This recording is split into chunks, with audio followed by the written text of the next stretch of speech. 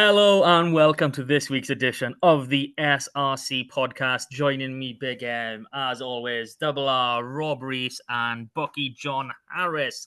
Good evening, gentlemen. How are we doing? Evening, gents. All good, you? Yeah, good. Thanks, guys. How we doing? All good. Now, it's been a while. It does seem like it's been a while, but there hasn't been that much rugby to chat about, so we're fine. We're fine.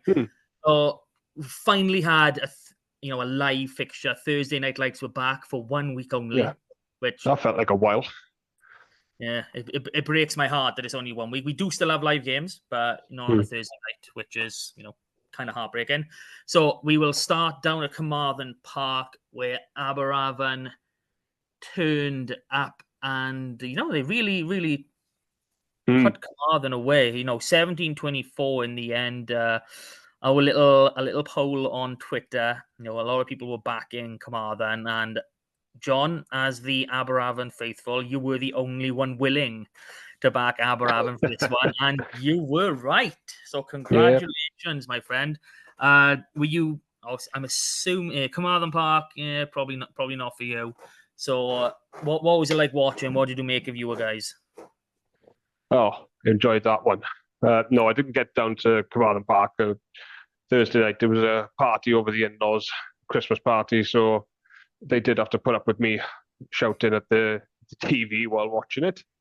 It was thoroughly enjoyed that. They finally properly turned up. It felt like still things to work on, but they were much better in this game. I think that's the best they've played this season so far. They were very strong up front. The scrum went really well, which against Carmarthen Quins up there that's great to see, because that's you're going to get tested there. Luke Davis at hooker is looking, well, in my opinion, one of the top hookers in this league. He's just putting in performances week in, week out. He's so low, stocky, strong, and he just knows what he's doing. The backline, still, I think, a few things to work on, but some great tries again. Corey Lewis-Jenkins showed great strength to score his try right at the end, which got them the bonus point, which I was starting to worry wasn't quite going to come, but I thought I'm glad it did, because I think it was deserved in the end. I think they've left some tries out there as well, personally. I've expected more from Quins because they've been impressive this season, especially at home as well. So that's another reason I was very chuffed with this win, because that's not an easy place to go to and get a result. So I'm a happy, very happy chappy this week. Yeah, like you just said, you were in a very small group of teams to have won at Carmarthen Park so far. Ebbw Vale being the only other team. Cardiff, like we said, were put to the sword in Carmarthen Park. Yeah, from the Quins' perspective, I don't think we ever got out of first gear in that first half, and then going into the second, we didn't get out of second. It's silly mistakes like the second try. An overthrow on a line out on your own 5 meter line. These are simple. It's an early Christmas present, wasn't it? Exactly. These are the basic exits that you work on in training.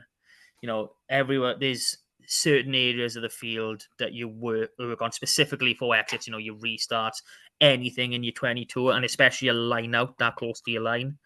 So that was really, really disappointing. I don't know what was going on. I'm assuming the wrong call came in, because it looked like everybody was confused.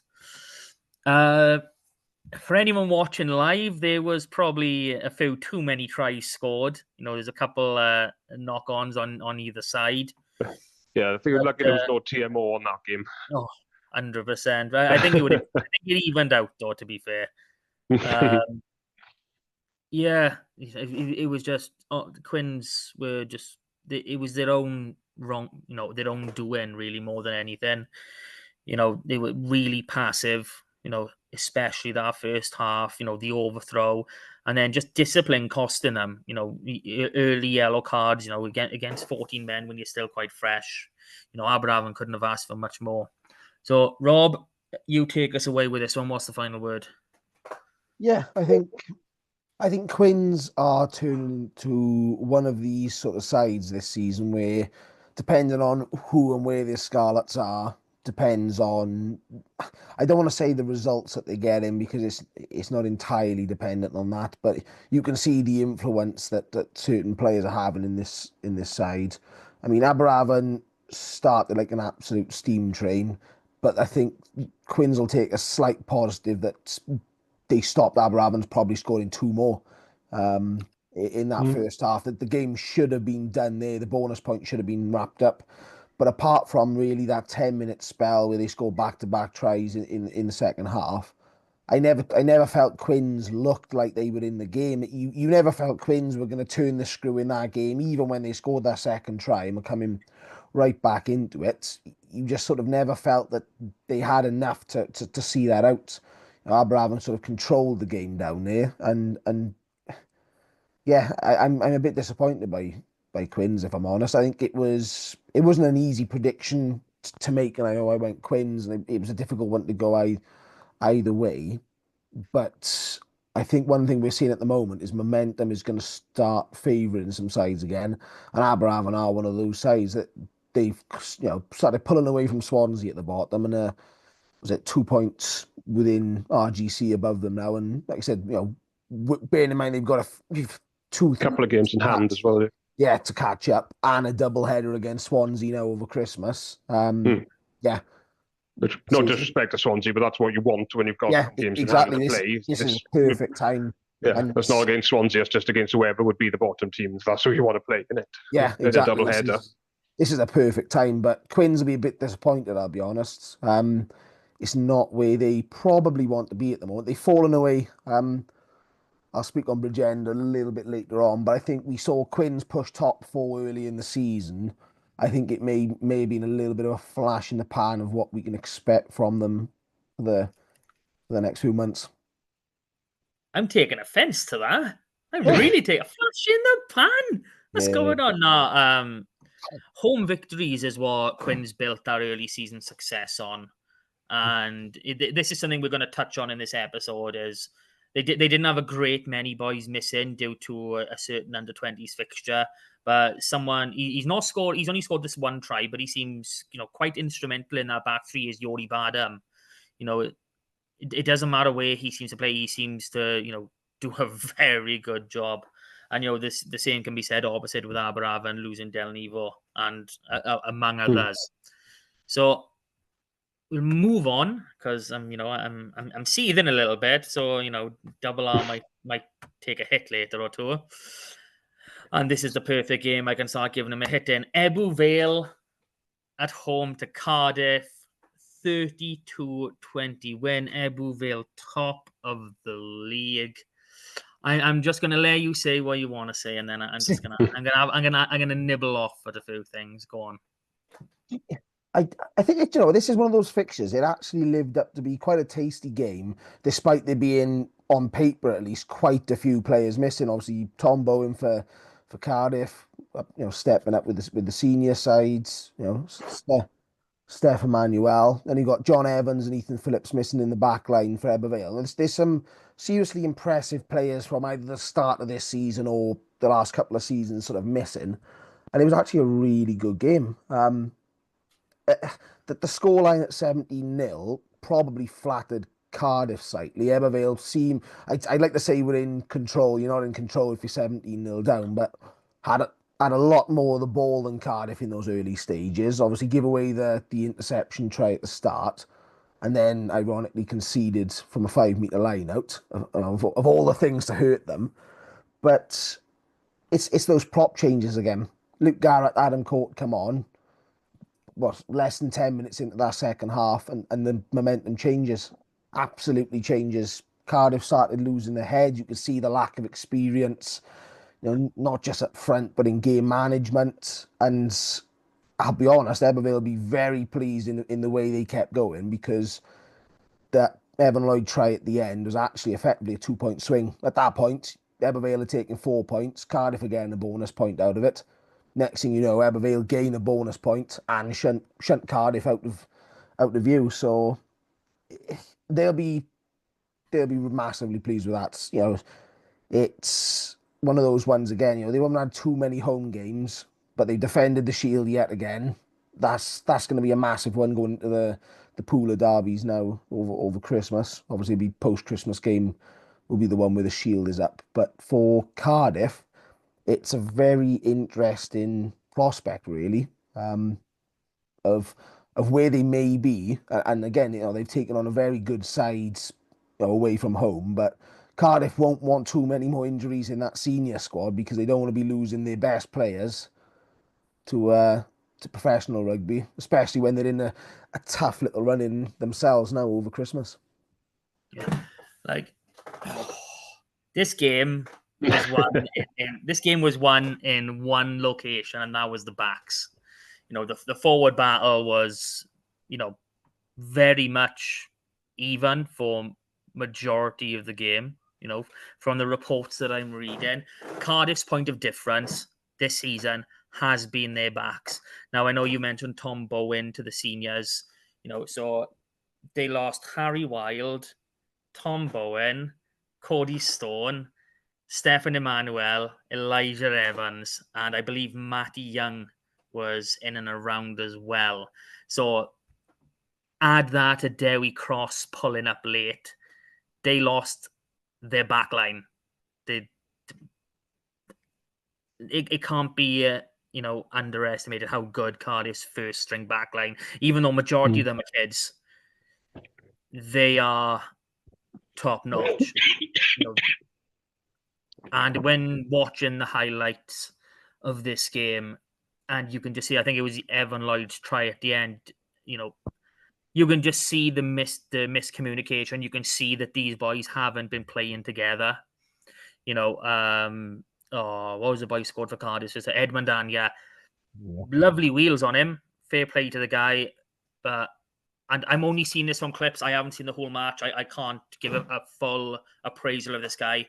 But he looked as though he weren't sure what he was meant to be doing, in that specific clip. So this is one that really Cardiff would have hoped if they had their full string, they would have won. That's probably what they are thinking right now. And the issue is, I believe there's another under-20s game this week, this time up in Scotland. So there's no chance of getting any boys back. And they're up against Newport. So this is going to be a tough couple of weeks for Cardiff. We could see them slip 4th, possibly even 5th. That's probably a little bit too far, but that's the realism of what Cardiff are facing at the minute. It is when you consider, depending on how this Pontypool Ebervale set of fixtures go, if Newport pull a double off, if Pontypool win one or pull the double off, all of a sudden land every form, you do start dropping down. And this is where building a bit of strength. And I think this is probably Cardiff's, I won't say only weakness, but as a squad weakness, is they are reliant on too fewer players at the moment because of the link with the senior squad and players moving around. Jason Harries comes into midfield this week. Some weeks he's with the senior squad, some weeks he's not. It's that sort of pep roulette in football in Premier League. You don't really know who's gonna feature, whether it's senior call up or under 20s or injuries sort of creeping in. But yeah, Cardiff will be disappointed that they've thrown away a lead, and I know they're disappointed because some of the coaching staff threw a hissy fit in the sidelines at the end of the game when Everton scored their bonus point. So there we go. John, well, that would annoy you though, wouldn't it? 5 minutes into injury time. Yeah. So, John, do you have anything to add to this one, or should we move on? Well, just fair play to Ebervale, Nick, because I think Cardiff have come out the blocks. I've only seen the quick highlights again on Twitter, which is a shame because not all the highlights are up either, which is quite annoying before we come on to record this. But I was keeping up with all the scores at halftime on Saturday. And I saw Cardiff 17, was it 17-7 up at halftime? I thought, oh, well, my predictions are probably going to be down because as good as Ebbw Vale are, surely you can't give Cardiff a 17-7 lead. And because in my head, I would have also thought Cardiff would probably be able to outlast Ebbw Vale in the fitness stakes. And they've clearly proved wrong by here. So, they've limited Cardiff then to just one penalty in the second half and scored 25 themselves, 3 tries, penalty, and that's got credit to Ebbw Vale because they put Cardiff one of the best teams in the league and they raced into a lead. And Ebbw Vale have not only overturned that, but also stopped Cardiff getting anything, which is the real impressive thing out of that as well, because every point's going to count. So that's a great result for Ebbw Vale. I picked them going into it, but like I say, when you see that score at half time, you think then, but that's brilliant. That's an impressive second half performance. Yeah. Okay. That brings us on to the next match, which is Llandovery at home to RGC. Ooh, where to begin with this one? 31-23 win for the Drovers. Now, I've got 2 opinions on this game. The Drovers are showing that they can grind out a win again, but oh my God, did RGC really give them a scare again? RGC will be ruin a few chances in this game. They really had the opportunity to do the double over the Drovers here, and I think it's just showing a lot what type of team they are. They love the artificial surface and they can play on it. So an 8-point loss up at Churchbank, a majority of teams would say, yeah, I'll take that. I'm happy with that. But, RGC will be desperately disappointed that they couldn't have come away with more here. So, bonus point for Llandovery. They're happy. They're moving on. But for me, I'm thinking I want to see this Llandovery side start moving through the gears. It seems they're stuck in third. They can kind of get up to fourth, but they don't really stay there. They're mulling through the season. They've got over their losing patch. They're grinding out wins now. They need to start hitting some form. And I think this double header with Quins, knowing there's a lot of pride on the line in this game, I think it's coming at the perfect time for them. So, Rob, what's the other word on this match bet?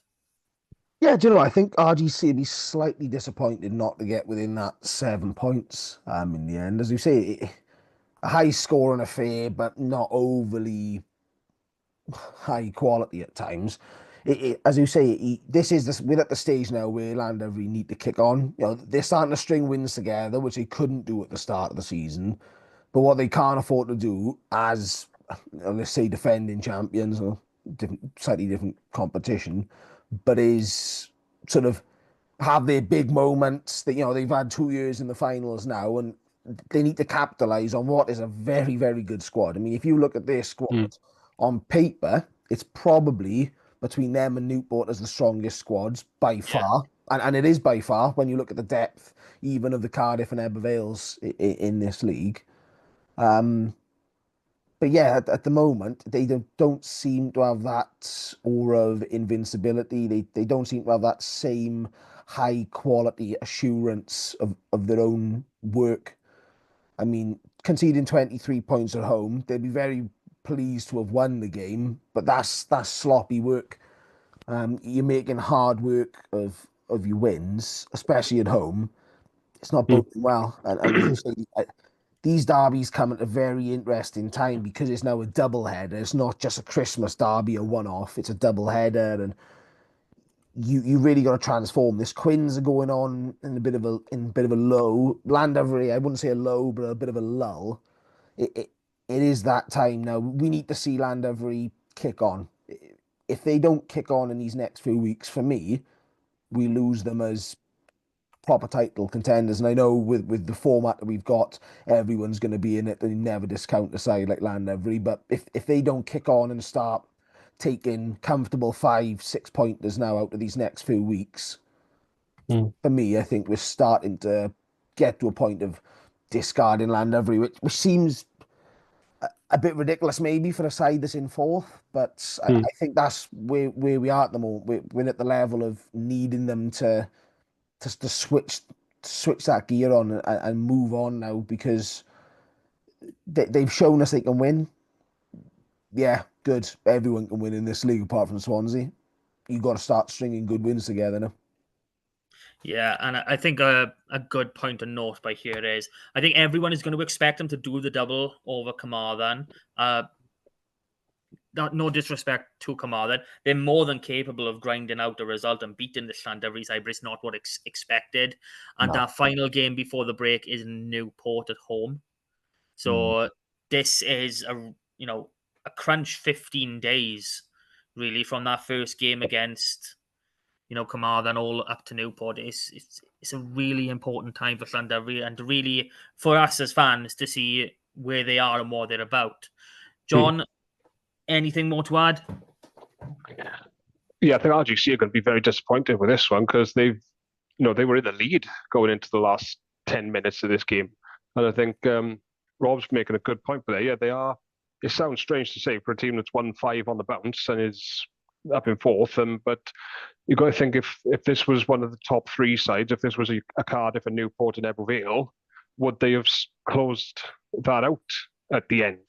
Because they are in second, third. Yeah, they're not in a stride yet that we know they are capable of with the team they've got.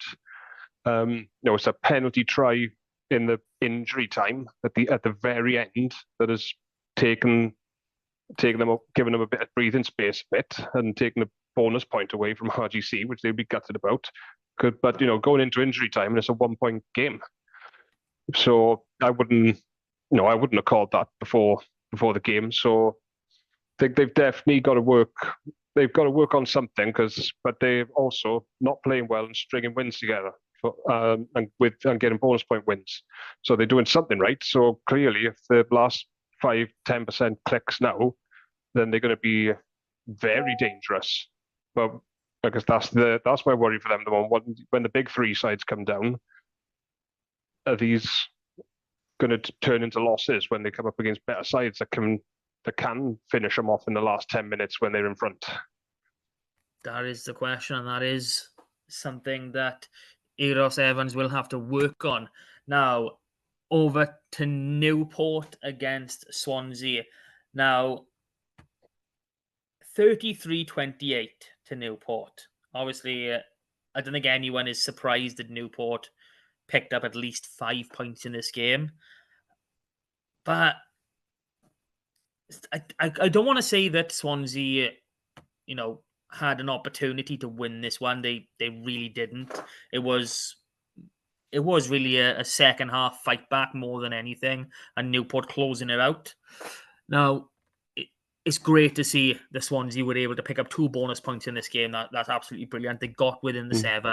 They got 4 tries. Brilliant for them. They had, Nagy, if that's how you say his name, from the Ospreys come down. Jamie Cox, wow, he's firing at the minute. Fair play to him. Swansea, that maul is a weapon and it can be used. They just need to get more ball down in the opposition 22. The scorelines at the start of the season with Swansea, weren't very pretty. We're talking, 28 points, away to Bridgend. What was it? 29 to Llandovery, 33 to Pontypool. I think they scored 28 in the first game against Newport as well, didn't they? 27 like that. It was an 8-point game against Newport the first time round, but they seem. I want to pretend. Not pretend. I want to be positive about Swansea. So I think they are building, where they've gone through games of, okay, they have been close. Maybe can do this. They score in tries, which is something that a lot of bottom teams can't say. They've picked up a couple bonus points along the way. I think this is their 3rd try bonus point. They get 3 try scorers, fairly regular. So they are doing things right. It just seems to be defense is their issue. So John, you're a man that wants Swansea to be successful as long as they're behind Aberafan. As the Australian region man. Well, the first thing I thought when I saw the score was, God, I didn't expect that. So I think what I want to see more than anything from Swansea at the moment is progress. And I don't think any of us predicted that Swansea were going to come away with 2 points from Newport, which they have done. So I've got to give them credit for that. And watching the quick highlights, some of the tries they scored were really nice tries too, as they always do. They always score lovely tries. But you are coming up against one of the best sides in the league. You're on their own ground, and this is it's 9 minutes into injury time. They've got their last try. Swansea's might have put, which fair play to them because they've gone and got that 2 points out of the game. But it's not like you said. They probably weren't in the game with a chance of winning it. But they've gone to Newport and come away with 2 points. Not many people say that. I thought some of the boys, the back line does look sharp again, I thought. So it was also nice to see that driving maul going so well from the tries they scored. That looked very good because we know Newport have got a strong pack themselves. So I'm really pleased to see some progress from Swansea. Hopefully not too much before our double headers. Hopefully they really hit their stride now just after Christmas and in the new year. That's what I'm really hoping. They can win as many games as they want after that. And Newport keep marching on. Yeah, great. Okay, good on. So Rob, I'll come over to you for the Newport side of things. What are they feeling? Do you know what? It's probably and I feel for Newport because they put their best performance of the season in before we stopped for the internationals.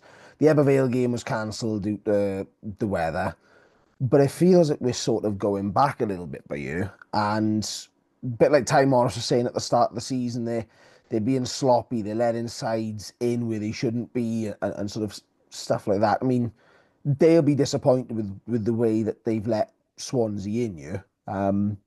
And sort of, not even that they've let them back into the game, they just let them hang around. They've given them the opportunities, and in a sort of an untypical Newport fashion, Swansea have managed to get a bit of leeway up front. And I think this is the difference with this fixture to Swansea's losses against Llandovery, Pontypool, Ebervale. You've picked 3 of the top 5 sides there. They've all lost. Swansea have lost all of those games. They lost them all in the last 20 minutes against Llandovery and Pontypool, and they pulled away. Ebervale's game, they pulled back slightly in the final 10, but this felt a bit more a complete and rounded performance by Swansea. But yeah, sometimes I feel that this Newport side is the sort of side that needs this sort of fixture going into a tough run. You have two Cardiff games now and the Llandovery fixture that's going to be crucial coming up to the top 4 in a home tie in the playoffs. But ultimately, there's nothing better than a kick up the backside with a side. And let's be honest, Swansea are struggling. They've got 5 points, no wins at the foot of the table. They could win over Christmas against Aberafan and still not overtake them. This is a wake-up call, I think, for Newport to say, right, we got to get back into our stride. Newport now have got 3 games to catch up on, same as Aberafan. Obviously, they've announced today the Bridgend fixture being redone on January 25th.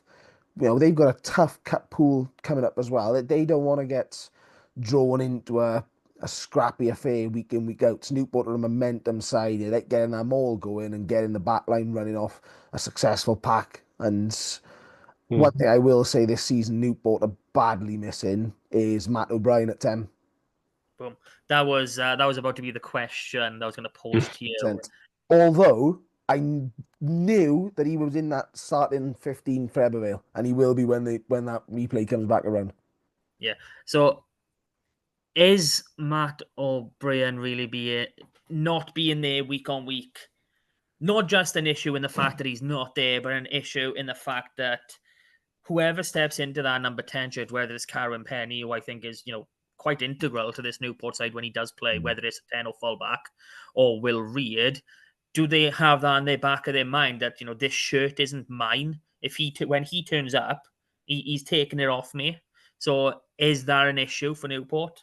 I think it's probably moreover they haven't got a settled 10 and they haven't done it outside of Matt O'Brien for a number of years.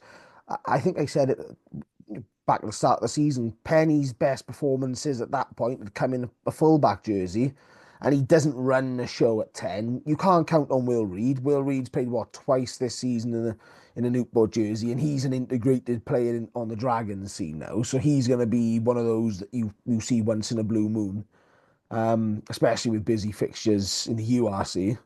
Maybe 3 times a season.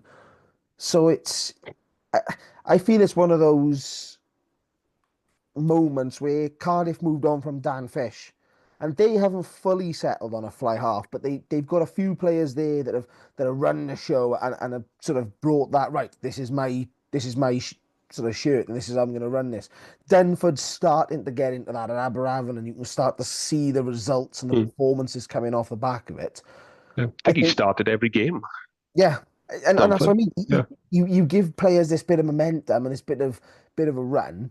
I think Newport need to try and find that 10. I don't know if Carwyn Penny is the answer to that. He's a fantastic player. I just don't know if he's the answer to them at fly half at the moment, unfortunately. Yeah.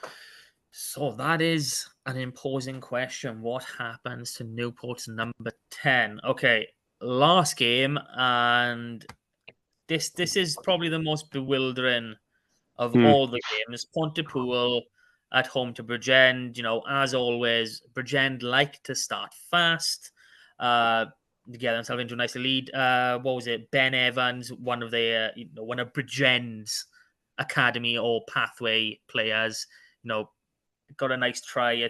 Was it his debut? I'm not quite. There we go. A try on debut for a Bridgend product. Now, not an Osprey product, a Bridgend product. So that's brilliant to see that pathways outside of the regions are working, and it's what we want to see more of.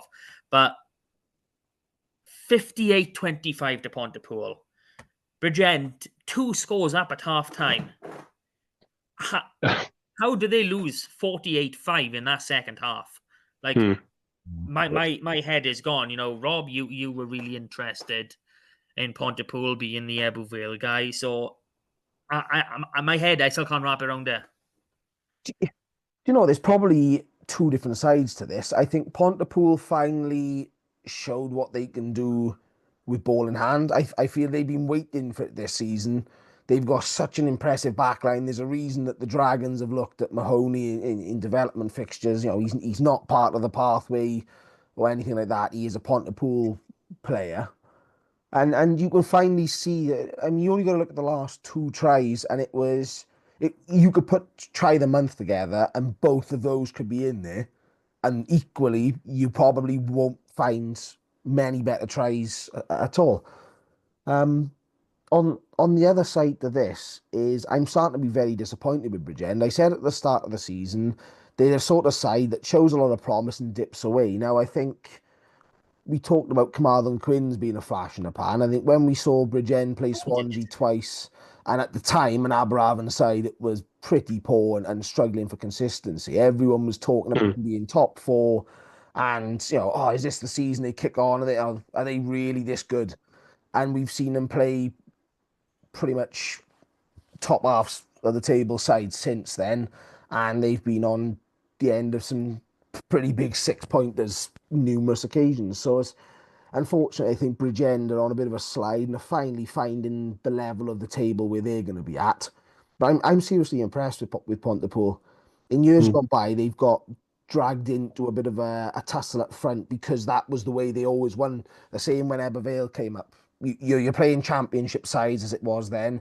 You're pushing them round, with props with a pint in one of their hands, sort of thing. So you get used to this forward-orientated game, and the way that Pontypool have kicked on, especially this season from last, is they're now kicking on and punishing sides. I mean, to score nearly 60 points, they're scoring a hell of a lot of tries. They did it up at RGC. I know that wasn't a win for them, but they're scoring points home and away, This is not an artificial surface or anything like that. It's seen very tough conditions over the past month, and that's what's really impressed me. And Pontypool will be going into this sort of double with Ebervale in equally good spirits, which should be good because it's that sort of fixture that everyone relishes. Everyone talks about good crowds, but there are actually going to be two good crowds at Pontypool and at Ebervale because they are probably the two best supported sides in the league. You've got two sides actually on form on the field, playing good brands of rugby. I think Ebervale now as well are starting to break away from them all, which is probably a bit of a relief in sort of neutral eyes, I guess. Not just because of the style of the rugby, but we're going to see a bit more variation. And it actually sets us up really nicely because Pontypool now are only 5 points off Llandovery in fourth. But as we've seen with all these different fixtures, if you have a good little run now, if they have a good run, playing a side that's above them, it could really work in their favour in climbing this table with Cardiff and Newport clashing. So yeah, I'm seriously impressed with Pontypool at the moment. I think this is their time to kick on now. We've said about Llandovery, this is Pontypool's time to kick on. They didn't quite do it last year. They sort of finished just short, got deducted a couple of points for not playing RGC, and sort of they didn't whimper away, but sort of fell away probably a bit earlier than everyone would have hoped. This is their time now. This is their opportunity to put their hand up and grab one of those home ties because nobody's going to want to go to Pontypool Park for a playoff game. No. 100%. So John, Bridgen do sort of come under your purview as well. Nice and quick. What's going on? Try and get it all out in 60 seconds. Let's go. I think I got the same question as you boys. What the hell happened here? Another game I was checking on the results at half time and I've seen Bridgen 20 points to 10 up. But I thought, fair play to Bridgen. They're going to make a fight out of this now. And then I've seen the full time result and I could not believe it. From what I've read, this has been Pontypool. That second half of Pontypool is probably the best second half they've put together all season.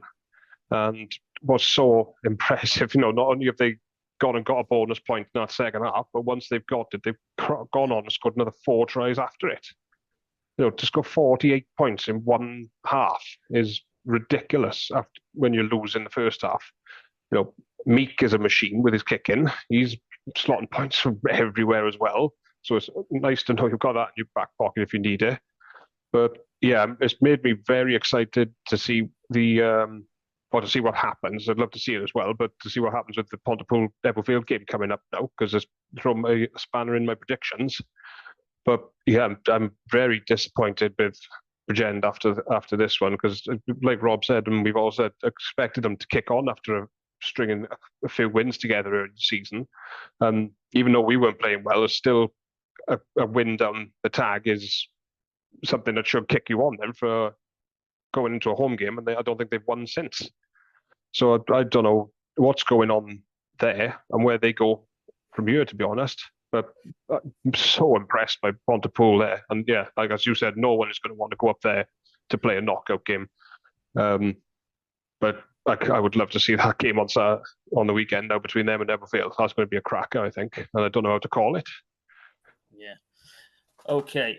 So that rounds up all 5 games from this previous round of the SRC. And if you've made it this far, you're obviously a glutton for punishment. So you might as well like, share, subscribe, give us all a bit of a help. Comment. We want comment. We want you guys to engage with us. Anything. Ask us silly questions. What does John have for breakfast? I reckon he eats the same thing as his baby, to be honest. He looks like the type that enjoys a bit of baby food. So more or less, it's just a bowl of porridge every morning. It's just the easiest. That was meant to build some hype, build some, intensity to it. Some surprise. You've gone and ruined it, John. What's going on here? All right, then. So something special on Saturday before the derbies. It's Christmas. We get double headers. I think all but one of them is, pretty local, which, is the Bridgen RGC. Bloody RGC. put that to one side a sec. We've got a lot of good fixtures to talk about, and we're not quite sure with the way Christmas is falling on a Wednesday. We're not sure if we're going to get a podcast next week. So we'll have a quick look at both matches if we think there's going to be anything different in the reverse. So let me get my perfect screen up.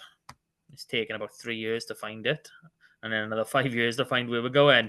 All right, then. So first up, I've got you, John. I've got Aberavon and Swansea. Yep. So we've said plenty of times, Aberavon are an improving force. They've got quite a few weapons. They're starting to get wins. Third win of the season. This past weekend. Swansea, whilst losing every single game, we're trying to find positives, and we are finding some positives. I think if they could take a few losing bonus points out of these two games, I think that would be progress. I don't know what you feel would be, a good result for Aberavon over these two. Is it a minimum of 5 points in each game?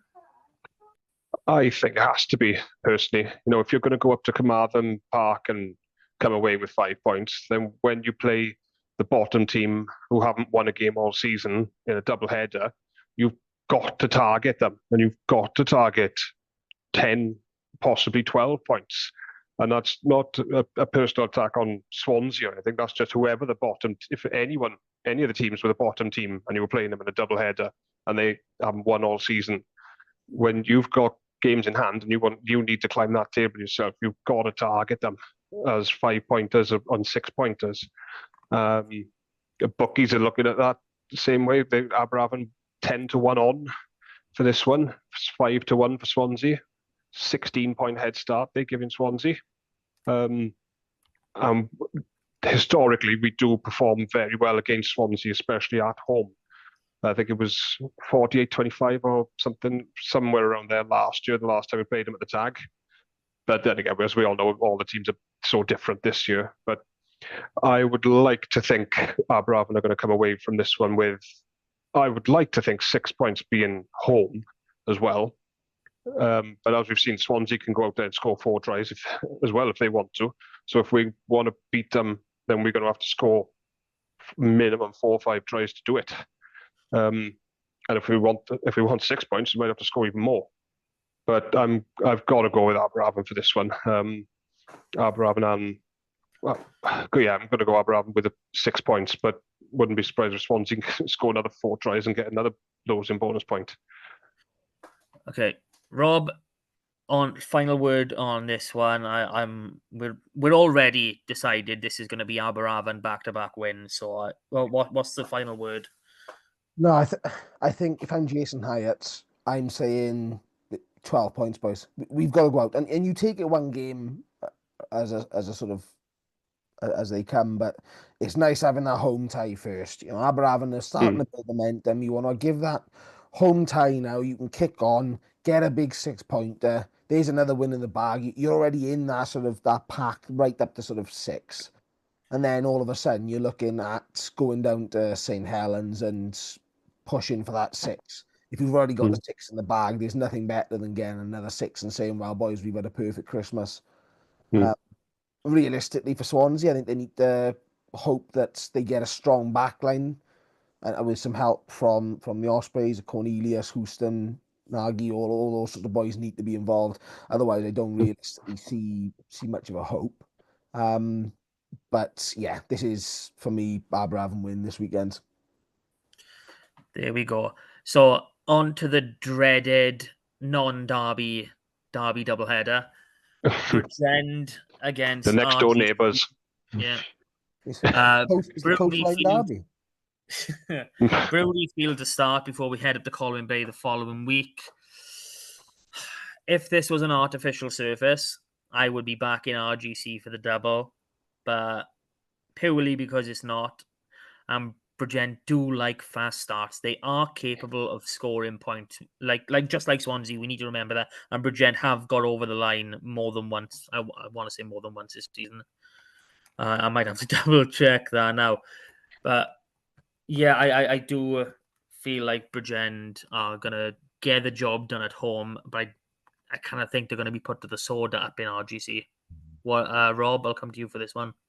Yeah, I think this weekend's fixture at the Brewery Field has got a bit of a feel that it could be a 40-30 sort of game, really big high scoring points, and it's whoever scores first and gets that sort of head start, sort of sees it out. I do see Bridgend nicking it down at their place, but then I think this is a battle of the home fields. RGC I think win the reverse fixture up in Colwyn Bay. But yeah, I'm looking at this fixture to be a 10-12 try sort of fest with 3 points. Okay, John, over to you. It seems that we're very much in line this week so far. Can you tell us anything different? Have the bookies said they're going to do it? Bookies have got Bridgend favourites, 4-7, 5-4 for RGC. Only 4 points they're giving them in the handicap though. But I think all day I've been thinking I'm going just all home wins this weekend. But I think just through this pod now, I've literally talked myself into going for RGC for this one. Ooh. Just because I've been waiting for a Bridgend to kick on and keeping faith with them, and they keep disappointing me. No, sorry, Bridgend, but RGC have gone down to Church Bank and been leading with 10 minutes to go and given a very good account of themselves. And I just don't, losing becomes a habit as well. And is it 6 in a row they're on now?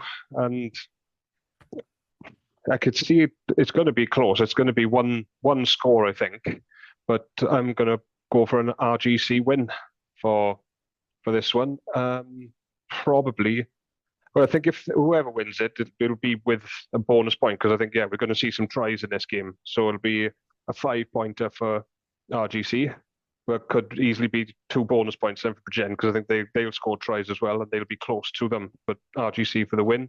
And then when they go back up there, on their pitch as well, and with the home advantage, I'm going to have to go RGC again. So I'm thinking 2 wins for RGC and two 5-pointers, maybe a 6-pointer up there. Happy days. Okay, Llandovery against Carmarthen is the next one. Church Bank to start, and then Carmarthen Park after Christmas. I talked earlier, and I said Llandovery are probably favourites for both of these games, but I've been mulling it around in my head. I'm looking at the regional game. This first home fixture, I'm back at Llandovery. There's no way around it. But I'm thinking Scarlets Ospreys on the 21st. There's then 10 days, actually 11 days, I believe, until their next fixture. So the 28th falls a few days before that game. So I think we might see Carmarthen loaded with a few Scarlets for that home fixture. So for that reason, and I like being different every now and then, I'm going to go for home wins galore in this fixture. I think the Drovers are going to do it up there. They're going to put on a hell of a show. They're going to get the 6 points. But then I think Carmarthen are going to turn it around and really dig it out and win at home. So, John, straight back to you. What are you thinking? I was exactly the same, but thinking it's got to be a Llandovery double header, especially after we've gone up to Carmarthen Park and come away with points as well. But the bookies have got Llandovery for this first one 1-6. Carmarthen wins 3-1. They're giving them a 12-point head start. I'm going to go for I think Llandovery home, definitely bonus point win, possibly 6. And I've got that little feeling as well. Something's telling me when they come back down to Carmarthen Park, Carmarthen are going to sneak a win down there. So I'm going to go for home first game, Llandovery, and then Carmarthen wins home as well. Yay! I'm liking it. I'm liking teams getting wins. Why couldn't I get this feeling for bloody Swansea? Come on, guys. Rob, last one on this game. I'm actually bucking the trends. I think Llandovery will. I think this home game at Church Bank, sort of the first part of the double header, I think that is one of these fixtures we're going to see Llandovery kick on. I can see them giving that sort of 36-15 sort of vibe, not an absolute hammering, but can get a 6-pointer out of it. But at the moment, I think Llandovery are a momentum side, but they're also a side that just pulls wins out of nowhere. And I think they combat the strengths of Quins very well, even if there are regional players dropped in. But for me, that's still too strong aside from Llandovery. So I'm actually going with a Llandovery double. But I can see the first one being a blowout. I can see the second one being a bit more competitive, unless Quins don't get their Scarlets. And like I said at the start of the pod, flash in the pan. Just to wind you up, Ben. Just to wind you up, Ben. Keep saying that word. He's like, he's tightening his own noose by you. You know what I mean? Because we're coming on to Pontypool Ebbw Vale next. So that's not going away anytime soon now, is it? On this pod. Wow. That's going to be every week now. It is. But I give him a cool nickname. I give him Double R. Double R sounds awesome. You know what I mean? It's like a Team Rocket style thing. The rolling R. That's what he is. Yeah. Okay, Rob. This has got to be. This is your territory. Pontypool, Ebbw Vale. This is the derby. This is if you go in, if you don't follow one of these teams and you've got a choice of which one to go to Pontypool Park this weekend. It's going to be epic. That's all I'm going to say. Rob, you take it away. Yeah, it's a strange sort of format where I think the fixtures and how they lie, Pontypool being home first, Ebbw Vale home second, favours both sides. And I know that sounds absolutely ridiculous, but I think Ebbw Vale would rather go away now, having defended the Shield, let that sort of, take the edge off a home performance and sort of allow themselves to get stuck in and not worry about a Shield.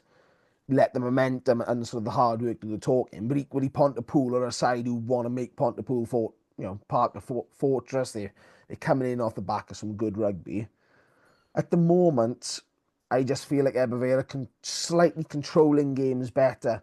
And what we've seen them do is control games against the top sides. The only top side they haven't played is Newport. Everybody else at some point has been controlled. The Llandovery performances are probably the least controlled of all the big sort of names to be put to the swords. But I think the Cardiff performance, even with names missing on both sides, probably tells us a bit of a direction in where Ebbw Vale are starting to go. And that is they're a team of 15.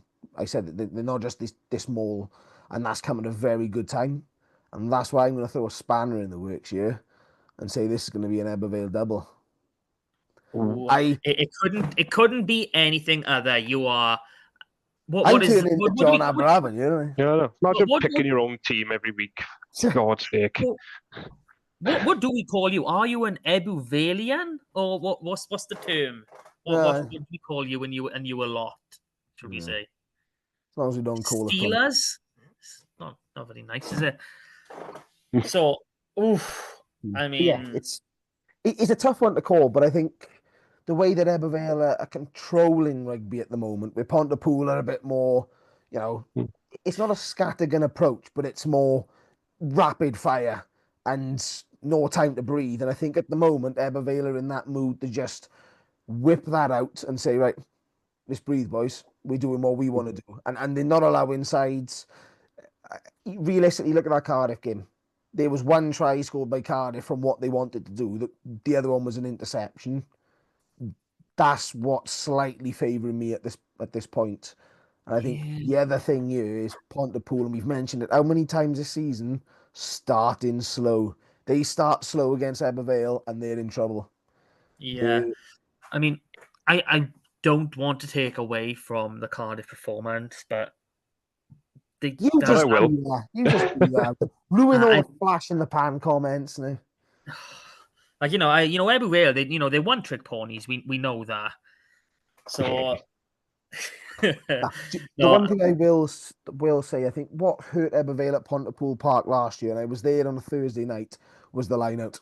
The line out hurt Ebbw Vale, and it's been a bit more dodgy up and down this season. But but they're liking playing with 3 locks. And I've been mentioning it this week on social media. I'm interested to see how the packs line up and who goes where, and if, does Morgan Allen move into the second row? And I think what we could see is 3 line-out options for each, but also a big pack on either side.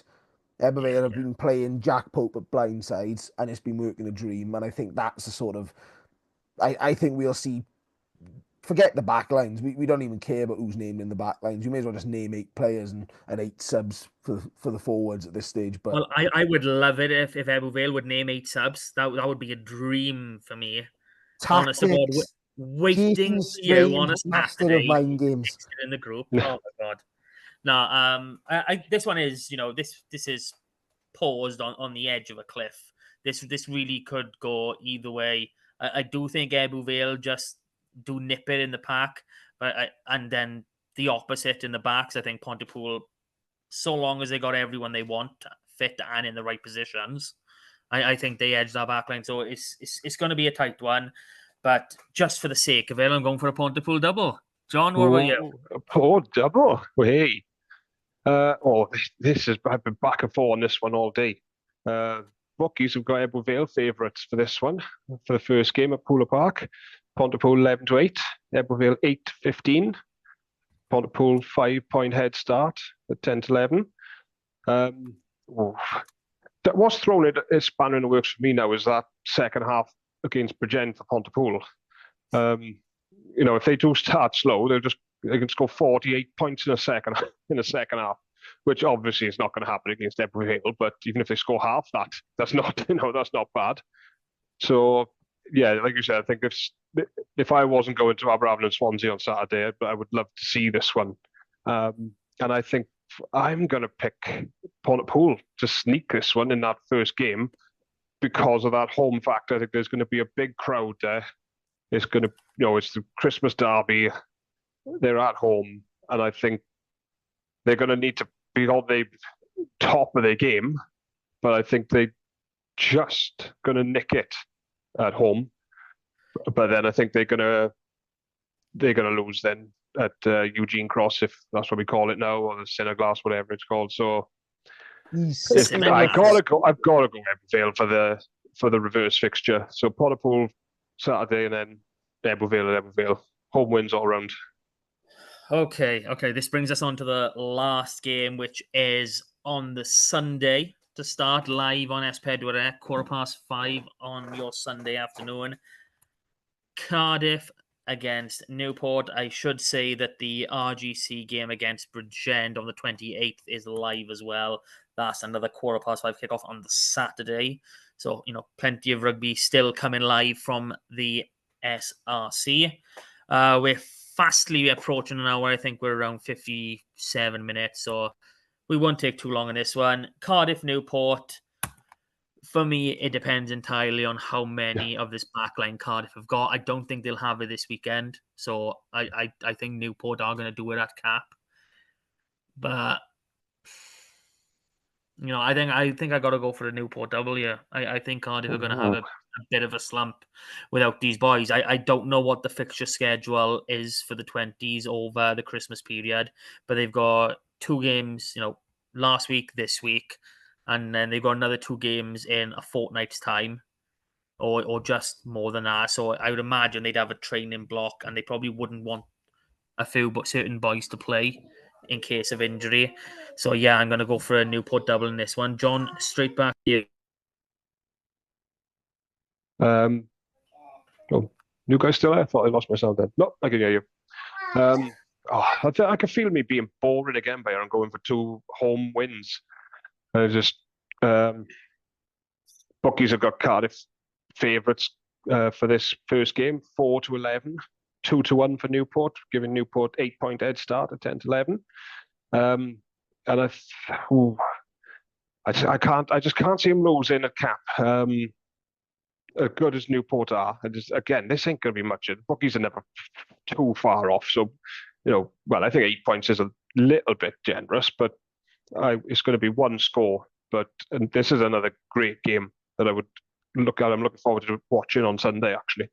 So I'm going to be boring, unfortunately. Just go home wins all around. Cardiff for the first game, Newport, then to write that on the reverse fixture. Who would have thought the Aberraven fan would be boring? Okay, Rob, over to you to finish it off. So I'm in a similar boat to you, in terms of I think with player availability and the injuries at professional level as well, we're going to see a few key players missing this week with this Cardiff squad. But the difference is I can see some bounce back somewhere. For me, it's a difficult one because I think if Newport get a bit of momentum, they're the sort of side that could go on a bit of a run now and they'll do the double. But for me, I'm splitting it 1-1, but I'm going away wins on both counts. Oh. Newport are going to sneak it this weekend, and Cardiff will sneak the reverse. I don't fancy Cardiff wanting to lose 3 in a row. I think they're the sort of side that like bouncing back. They'll find players from somewhere. They'll dust off Gareth Edwards and everybody else will be in that back line come the reverse fixture if they do happen to lose this weekend. But yeah, this is probably a confusing and difficult one to call because the bookies odds and sort of the form and everything So close. would suggest Cardiff and probably a Newport win at home. But then you've got to take into consideration the injuries and sort of who's going to be available. I didn't even think about the regional injuries to Cardiff from Europe, and if there's any of them. John, get over. No, I'm not changing my mind. I just didn't think about that. Went for the Swansea double as well, I think. I heard at the start of the pod. Yeah. I'm sure I did. But, try and be a bit believable. Yeah, I think this is the fixture I think that really cracks this top 4 wide open. Because I think if they share the spoils, Cardiff come back into the pack all of a sudden within 2-3 weeks. Newport sort of, I'll say climb up because obviously they're sort of a game behind everybody else there. But that Pontypool, Ebervale, Cardiff, Newport one, if they sort of all get split evenly and Landovery come with something, you could be looking 5 or 6 points separate in the top 5. Really close stuff. That's exactly what we want. It's what we want to see. It'd be great if it 5 or 6 separate in 1st to 10th, but things like that just don't seem to happen. We do see a bit of a split forming in this league. 1st to 5th, 6th to 9th, and then Swansea. Sure. But there's a lot of interesting battles. The way the playoffs are set up, everyone being involved. Certain finishing positions give you slightly better parity. You'd rather finish, maybe 8th instead of 6th. So you know what I mean? It's really weird how we're set up, So that rounds us off. We've got lots of different predictions, which I love. I'm glad we're not all, a hive mind, as some people seem to be in the world of Rugby Cymraeg. But there we are. Thank you, everybody, for listening. We will get back to you as soon as we can. Might not be till the new year. But until then, Merry Christmas. Happy New Year. Thank you, boys, for joining me. And we'll do it all again as soon as we can. Bye. If you see any of us at the game, I'll have a lager. Ta-ra, everyone. Bye.